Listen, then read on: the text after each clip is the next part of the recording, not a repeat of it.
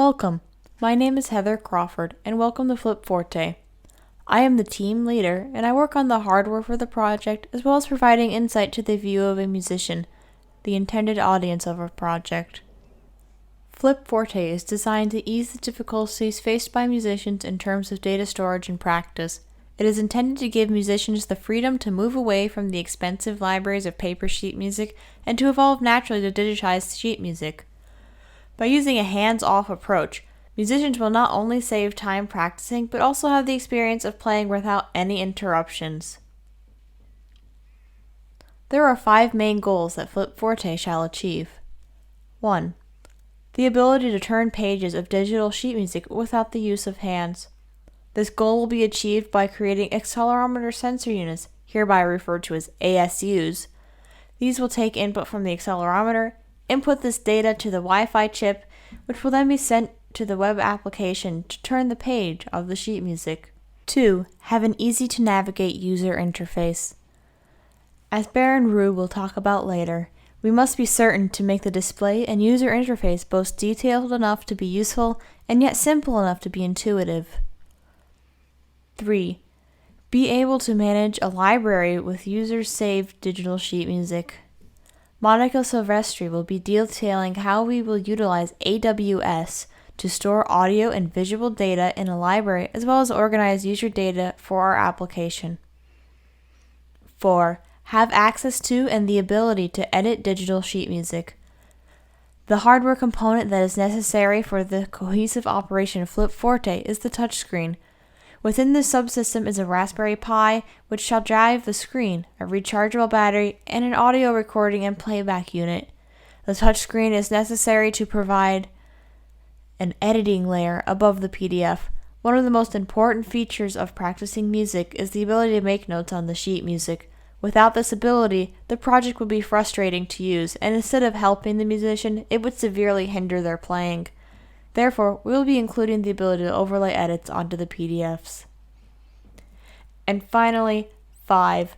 To record and play back short audio clips of the musicians playing. This will be achieved using a chip designed specifically to record and play back audio with the ability to store files locally on the device. The project consists of 3 main groups of elements: the hardware, the user interface software, and the web architecture that connects the two. The hardware of the ASU consists of the accelerometer the user will be interacting with, the Wi-Fi chip, and an additional Bluetooth chip. The software user interface serves to display information to the user and facilitate higher-level interaction. The web architecture consists of 2 parts, the first being a database that will store persistent information in the cloud, and the second being a host of APIs that will allow us to use the database over the internet. My name is Baron Drew, and I will be managing data communications and subsystem interoperability, as well as user interface design for our engineering design project.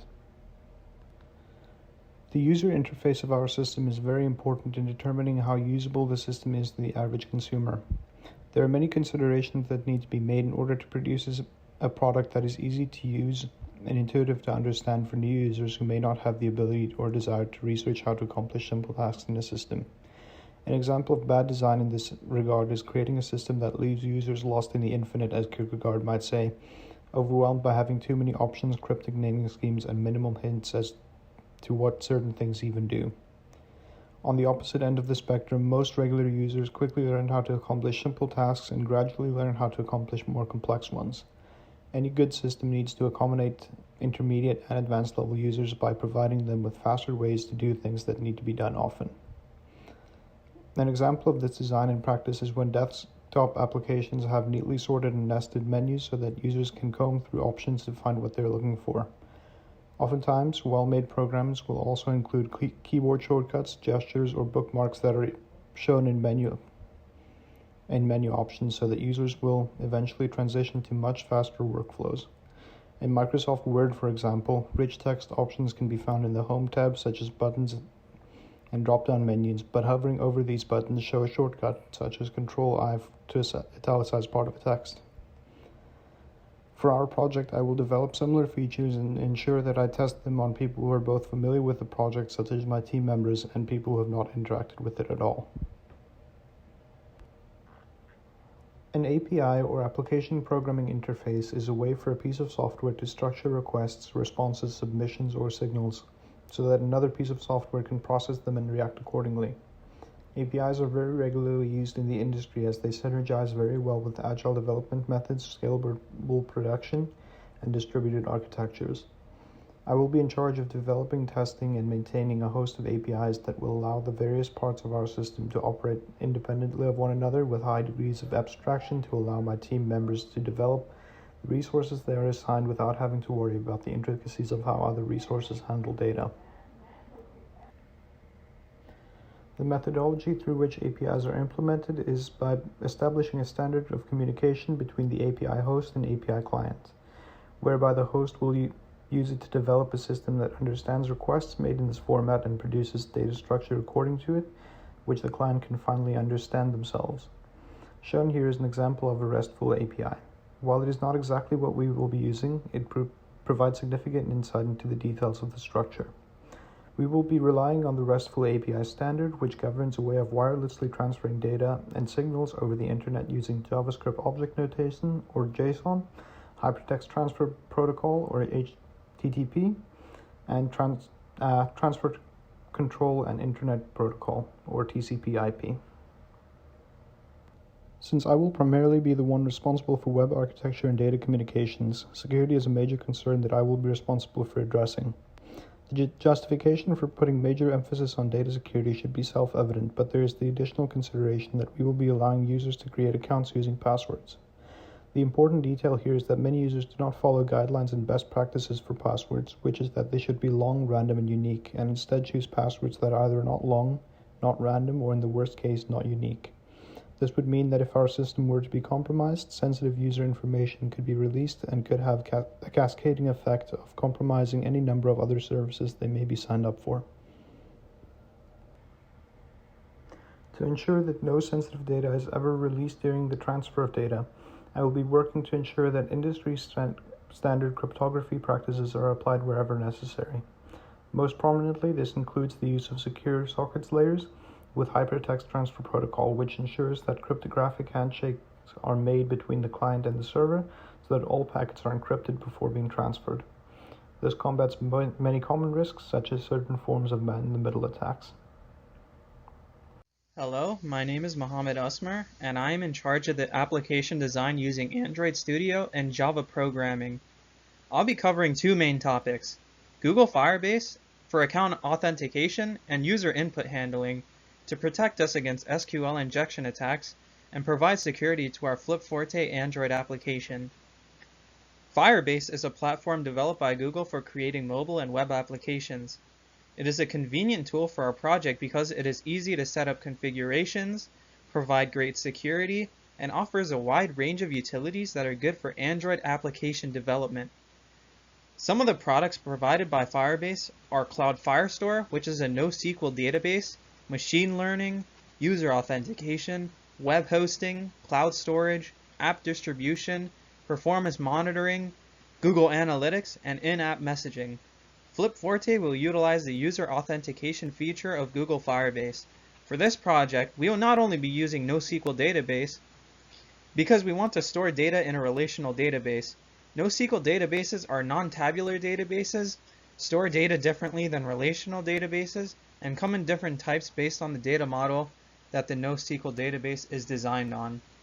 There are 4 different types of NoSQL databases.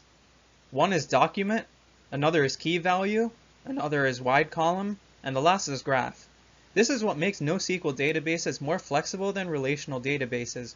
However, since we only need to retrieve and store information to and from the database that we will be using for our project, it's better to use a relational database for the simplicity of its design and all the existing relational database managers that can be imported directly into the Android application.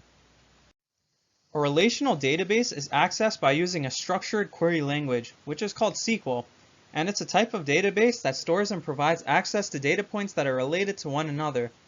Inside this database we'll be using for our project, each row in the table is a record with a unique ID called the primary key. The columns of the table hold attributes of the data, and each record usually has a value for each attribute, making it easy to establish the relationships among data points. Because we only want to use the SQL language to access our database in a structured format, it makes sense to use a relational database as opposed to a NoSQL database. If the user chooses to create their own email and password to enter our application, we need to enter a form field with an email and password so the user can enter their email and password if they are logging in or signing up to get into our application. For both cases, we need to cleanse or sanitize the user input whenever there is SQL code involved. Input sanitization is a cybersecurity measure of checking, cleaning, and filtering data inputs from users of any unwanted characters and strings to prevent the injection of harmful code in the application or database. This is because SQL inquiries can be executed intentionally from an attacker to insert or retrieve data to and from the user account database stored on Google Firebase. To prevent this, we will want all special characters that are used in SQL queries in usernames and passwords, and restrict user input to only alphanumeric characters. Firebase authentication aims to make building secure authentication systems easy while improving the sign-in and onboarding experience for end users. It provides end-to-end identity solution supporting email and password accounts, phone authorization, Google, Twitter, and GitHub login. The user can create an account or log into the FlipForte app by using either email and password or through their Google account. To achieve this, we'll integrate Google Firebase backend configurations to our application's dependency files and insert a button into the home page that triggers a Google sign-in process when the user clicks on the button. After clicking on the button, a menu will appear that prompts the user to select an email account or enter in their email credentials. If the account does not exist in the user authentication database, an account entry is created. If it doesn't exist, then the user passes the user authentication and is verified to enter the application. To create our FlipForte app, we will be using Android Studio. Android Studio is the official integrated development environment for Android app development. We will use Android Studio to develop our mobile app, debug our software, and emulate the mobile app on an Android device. In Android Studio, we can implement protection against SQL injection in user input fields by using the Room library because it has compile time verification of SQL queries and minimizes repetitive and error-prone boilerplate code. Using the Room library also prevents the application from executing raw SQL queries by mutating SQL queries if there is malicious code embedded inside of it. Hello, my name is Monica Silvestri, and I will be discussing the layout for our database subsystem, which will be implemented with Amazon Web Services, or AWS. For the database subsystem, we will be using a couple of AWS features. AWS offers a cloud-based storage system called Amazon Simple Storage System, or Amazon S3. We chose to use the Amazon S3 service for the number of benefits it includes, such as low cost, high scalability, speed, and reliability. Amazon S3 features a bucket system where objects can be added and removed, as well as an authentication system feature that determines who can access the objects and buckets. While Firebase offers a similar authentication system, we decided to use the Amazon S3 service as it had better reviews for the security features in comparison. The process of authentication will check the user identity to determine if they are allowed to access the database so that users can only manage their personal data. The buckets are essentially large containers where the data can be stored or removed from. After developing the buckets, objects can be inserted, and each object can contain up to 5 terabytes of data, so that storage size is not an issue. Finally, the objects are retrieved using a unique key that is determined by the developer.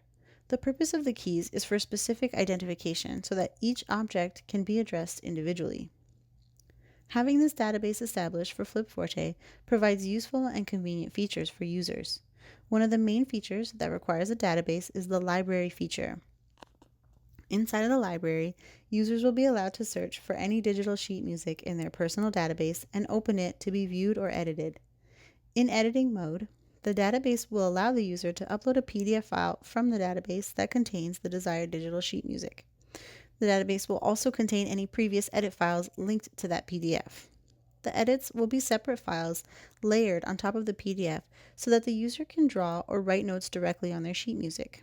When the user has completed their editing, they will be able to save the PDF and any edit files directly to the database. If the user wishes to remove any objects from their personal library, they will be able to do so as well by accessing their library, searching for the unwanted music sheet, and deleting it, all through the user-friendly interface. The S3 database also pairs with our audio recording feature, which will be discussed later on in the presentation. By deciding on allowing only 5 short audio recordings to be saved at a time, the Amazon S3 containers can be easily configured to these specifications. Should the user record more than 5 audio recordings, the oldest recording will then be removed from the database. The user will also be able to listen to any of the 5 recordings that have been saved to the database as many times as they want to. Along with the Amazon S3 database system, the AWS Elastic Compute Cloud, or EC2, will be implemented as well. The EC2 uses virtual computing environments called instances, which can be configured to satisfy the developer's server requirements, such as the operating system or any additional software. Imagine that each instance is a small part of a large computer, where the CPU, memory, storage, and network capacity can also be configured. By configuring the server settings properly, the EC2 can automatically distribute and analyze any incoming application traffic across several instances. It can determine if there are any instances that are unhealthy or not viable, and will reroute the traffic accordingly. Having multiple instances with automatic traffic control provides a faster boot time to the servers, which is an added benefit for the user. Integrating the EC2 service with the Amazon S3 service will establish a secure backup for the data. This is an important feature that will protect the user's data in the event of any hardware or software failures. Hello, my name is Yan Fong, and I will be explaining some of the physical hardware and devices that makes this system operational. The FlipForte user interface is a touchscreen display that will be placed on a music stand. It is driven and operated by a Raspberry Pi, a relatively powerful unit with many capabilities for a modest price. The Raspberry Pi will be mainly controlled by an application on the touchscreen display, but will also accept commands from the ASU, as my teammate Heather will describe. This device will allow for users to freely and easily explore their database of music, both sheet music and recording formats, in the beginning and end of a recording. With the 2 ASUs acting as the secondary controls to turn the sheet music, these ASUs will also potentially be used to navigate the application's menu, as well as other custom gestures that can be enabled or disabled by the user.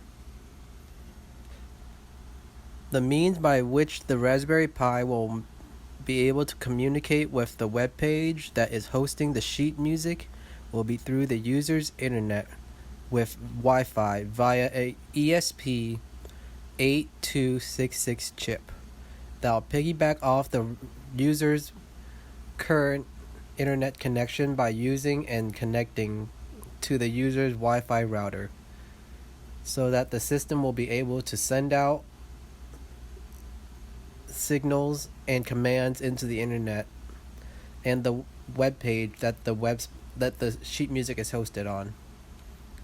Actions done on the web app on the touchscreen or the ASU and will send that command into the URL of the page that is hosting the sheet music, which the web page will take and do an action in response to the given command or gesture, such as turning the page if an action from the ASU was received. As mentioned before, we will incorporate a touchscreen for the sheet music to be viewed on and for the user to interact with the application on the Raspberry Pi.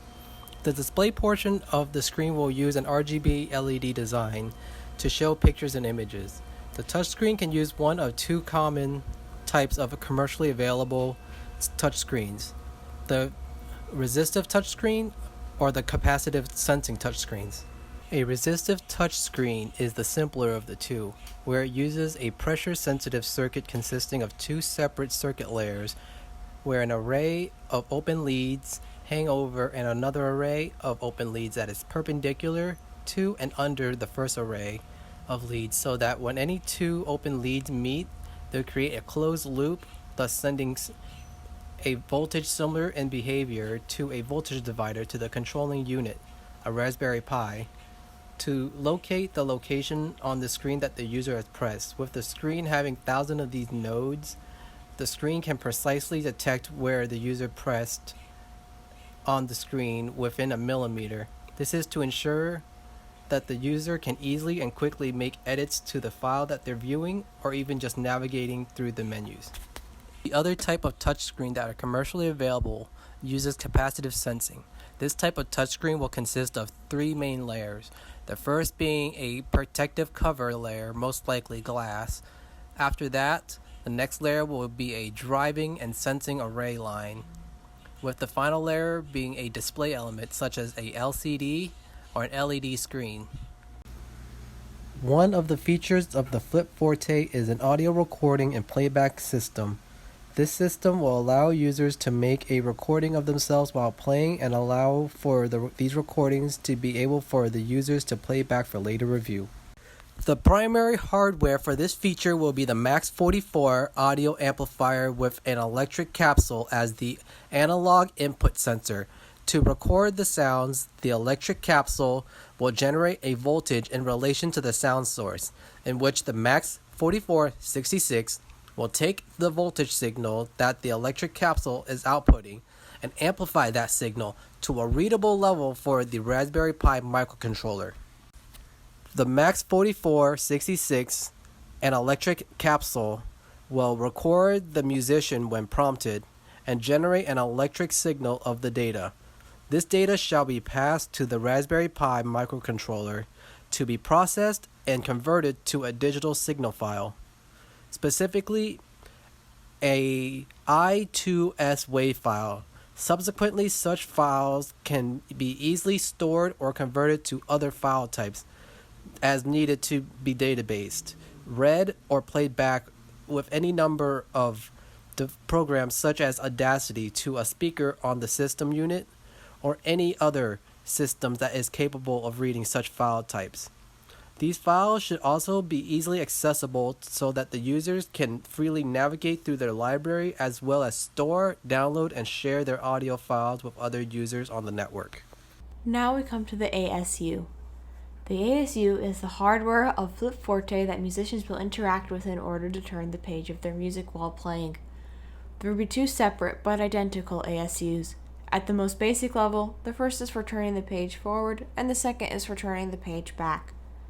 Structurally, they are identical as each ASU incorporates three separate hardware components: the accelerometer, the Wi-Fi Arduino chip, and the Bluetooth chip. To begin, the accelerometer shall be calibrated in a way such that it will be able to detect distinct movements from the user. Multiple wearable configurations will be implemented so that the user will be able to wear the device and effectively operate it depending on their personal preference as well as their instrument. This is relevant due to the fact that while most instruments do not make use of the feet, making it possible for one ASU to be mounted on each shoe. Meanwhile, pianists need their right foot to operate the pedals of the piano. Therefore, they could place an ASU on the toe and the other on the heel of their foot in order to maintain their form while playing the piano. The Wi-Fi chip serves two purposes: communication and connection with the AWS server, and taking input from the accelerometer. Communication with AWS happens when the Wi-Fi chip sends a single line of data to a specific URL that is hosted on AWS. Finally, the Bluetooth chip will serve to give an alternative option of connection to the touchscreen. This will not be the primary method of communication, however, it is prudent to provide multiple options to the customer.